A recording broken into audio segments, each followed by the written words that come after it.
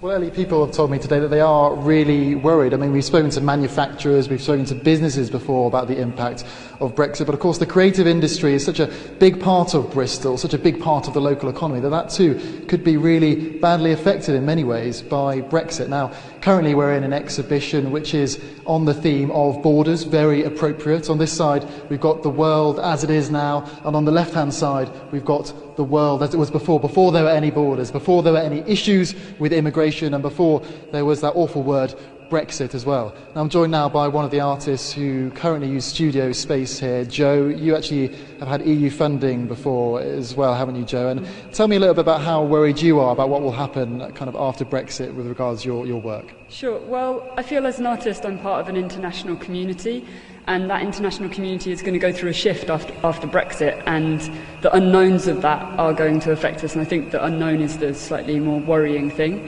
I've received funding for 3 different EU-funded projects over my career, and as well as the money, there's a cultural exchange that's really valuable for emerging artists and established artists, and that again will be thrown into an unknown, so that's my major concern.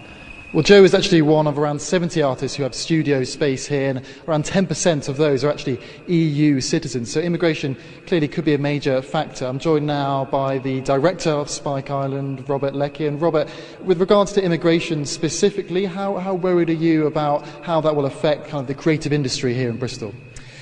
Well, it will really restrict the movement of goods and people, which is significant for us because we're often bringing artists and artworks into the country from the EU and elsewhere.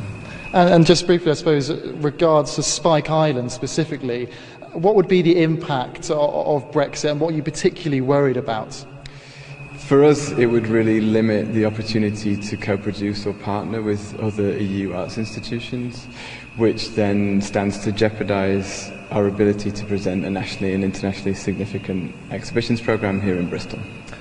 Well, there you heard it. I mean, the creative industry in Bristol is such a key part of the local economy, but Brexit could really have a huge impact, and we're yet to find out exactly how that will be met. But of course, the big question is of course, when will Brexit actually happen? Indeed. Max Walsh live in Bristol for us this evening. Thank you.